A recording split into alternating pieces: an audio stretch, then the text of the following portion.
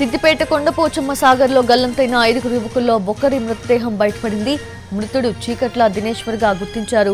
మిగిలిన 4 కోసం గాలింపు కొనసాగిస్తున్నారు. 10 మంది గజ ఈతగాలతో కొండపోచమ్మ సాగర్లో గాలింపు కొనసాగుతోంది. లోతైన ప్రదేశంలో దిగడంతో యువకులు గల్లంతైనట్టు తెలుస్తోంది.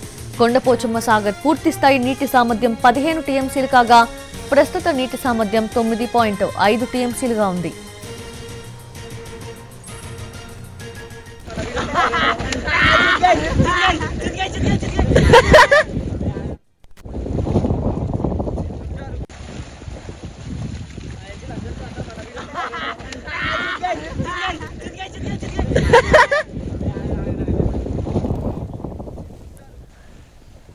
అయితే ప్రాజెక్టులో నీరు ఎక్కువగా ఉండటంతో గాలింపు చర్యలకు ఆటంకం కలుగుతోంది. షామీర్పేట నుంచి రబ్బర్ బోట్ ని సైతం తెప్పించారు. నాటు పడవలతో యువకుల ఆచూకీ కోసం స్థానికులు కూడా గాలిస్తున్నారు.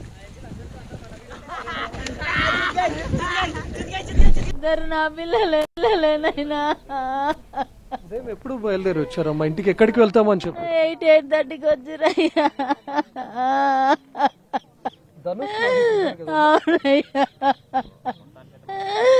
నన్ను గుడికని వచ్చిరయ్యా.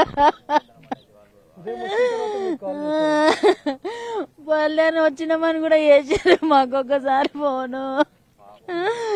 అయ్యా గుడికి వస్తున్నారు, పొద్దున్న చెప్పి బయలుదేరారు. మాకు 12:30కు ఇట్లా అయ్యిందని, అంటే ఫోన్ ఇట్లా నీళ్ళలో పోతున్నారని వేరే ఫ్రెండ్ వాళ్ళ ఫోన్ ఉంది కదా, మా కొడుకు ఫోన్, ఆ ఫోన్ నుంచి వచ్చింది. ఇంకో అబ్బాయి ఉన్నారు, 2 అబ్బాయిలు కింద, 5 కిందికి పోయినది నాకు తెలియదు. అప్పుడు ఫోన్ వచ్చే వరకు మేము బయలుదేరుతూనే ఉన్నాం. ఇంట్లో ఏడ్చుకుంటా అది చేసుకుంటా మేము మధ్యలో కాల్ చేసిండు, మా చిన్న అబ్బాయి చేసిండు, మేము రీచ్ అవుతున్నాం, మంచిగానే ఉన్నాము మమ్మీ అని చెప్పి మాట్లాడింది.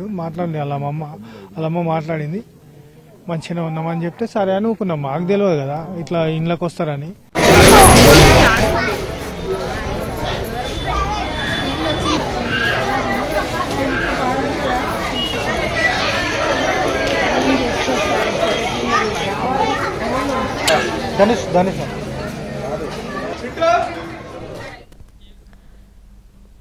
సరదా కోసమని వెళ్లారు, కుటుంబంలో విషాదం నింపారు. సిద్దిపేట కొండపోచమ్మ సాగర్లో గల్లంతైన 5 యువకుల్లో ఒకరి మృతదేహం బయటపడింది. మృతుడిని చీకట్ల దినేశ్వర్గా గుర్తించారు. మిగిలిన 4 కోసం గాలింపు కొనసాగిస్తున్నారు. 10 మంది గజ ఈతగాలతో కొండపోచమ్మ సాగర్లో గాలింపు కొనసాగుతోంది. లోతైన ప్రదేశంలో దిగడంతో యువకులు గల్లంతైనట్టుగా తెలుస్తోంది. కొండపోచమ్మ సాగర్ పూర్తి స్థాయి నీటి సామర్థ్యం 15 టీఎంసీలు కాగా ప్రస్తుత నీటి సామర్థ్యం 9.5 టీఎంసీలుగా ఉంది.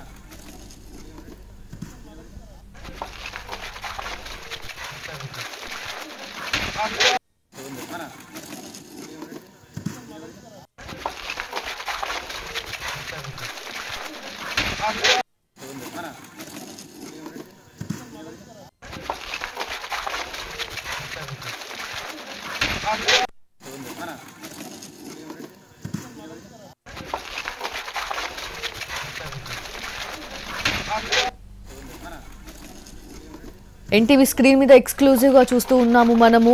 గాలింపు చర్యలకి సంబంధించిన దృశ్యాలు అవి ముమ్మరంగా గాలిస్తూ ఉన్నారు. స్థానికులు కూడా వాళ్ళు కొన్ని బోట్స్ తీసుకొని గాలించేందుకు అక్కడ ప్రయత్నాలు చేస్తూ ఉన్నారు. మరోవైపు ఇప్పటికే ఫైర్ సిబ్బంది కూడా అక్కడ, అధికారులు కూడా అక్కడికి వచ్చారు. రబ్బర్ బోట్ ని కూడా షామీర్పేట నుంచి తెప్పించి మరి గాలిస్తున్న పరిస్థితి అక్కడ నెలకొని ఉంది. నాటు పడవల్ని తీసుకొని స్థానికులు గాలిస్తూ ఉన్నారు. గాలింపు చర్యలను సిపి అనురాధ దగ్గరుండి పర్యవేక్షిస్తూ ఉన్నారు. లైక్ వెరీ సాడ్, అసలు సరదాగా ఎంజాయ్ చేద్దామని వెళ్ళారు. అప్పటి వరకు కూడా సరదాగా ఎంజాయ్ చేస్తూ వీడియోస్ సైతం తీసుకున్నారు. But all of a sudden వాళ్ళకి తెలియలేదు, లోతున్న దగ్గరికి వెళ్ళి అలా ఈత కొట్టే ప్రయత్నంలో అందరూ కూడా మునిగిపోయారు. షామీర్పేట నుంచి రబ్బర్ బోట్ తెప్పించి అధికారులు గాలిస్తున్నారు. ఇప్పటికి ఒక మృతదేహాన్ని అయితే బయటకు తీశారు. వాళ్ళ కుటుంబాల్లో అయితే తీవ్ర విషాదం నెలకొంది. దినేశ్వర్ అనే యువకుడి మృతదేహం అయితే ఇప్పటికే బయటకు వచ్చింది. సిద్దిపేట కొండపోచమ్మ సాగర్లో ఈ ప్రమాదం చోటు చేసుకుంది. ప్రాజెక్టులో నీరు ఎక్కువగా ఉండటంతో గాలింపు చర్యలకైతే ఆటంకం కలుగుతోంది. But like they trying there hard అన్నట్టు షామీర్పేట నుంచి రబ్బర్ బోట్ని తెప్పించారు. నాటు పడవలతోనేమో స్థానికులు అక్కడ గాలిస్తూ ఉన్నారు. దైవ దర్శనం కోసం వచ్చిన యువకులు నేరుగా దేవుడి దగ్గరికి వెళ్లారు. సెలవులు వచ్చాయి కదా అని చెప్పి సరదాగా కొమరవెల్లి మల్లన్న దర్శించుకుందాం, దారిలో కొండపోచమ్మ ఉన్నటువంటి రిజర్వాయర్కి వెళ్దామని చెప్పి అనుకున్నారు. హైదరాబాద్ ముషీరాబాద్ నుంచి బయలుదేరినటువంటి 7 మంది యువకులు కొండపోచమ్మ రిజర్వాయర్ వద్ద జరిగినటువంటి ప్రమాదంలో 5 మంది యువకులు ప్రాణాలు కోల్పోయారు, 2 ప్రాణాలతో బయటపడ్డారు. ప్రస్తుతం దానికి సంబంధించినటువంటి గాలింపు చర్యలు ఇంకా కొనసాగుతున్నాయి. మనం చూస్తుండగానే పూర్తిగా చీకటి పడిపోయింది. 12:30కి ఇన్సిడెంట్ జరిగితే 1 o'clock నుంచి గాలింపు చర్యలు కొనసాగుతున్నాయి. దాదాపు 7-8 గంటలు అవుతున్నా కూడా ఇప్పటికీ మృతదేహాలు లభ్యం కానటువంటి పరిస్థితి. కేవలం ఒకరి మృతదేహం లభ్యమైంది, మిగతా 4 మృతదేహాల కోసం గాలిస్తున్నారు. చనిపోయినటువంటి 5 మంది యువకుల్లో దినేశ్వర్ అనే ఒక యువకుడి మృతదేహం లభ్యమైంది.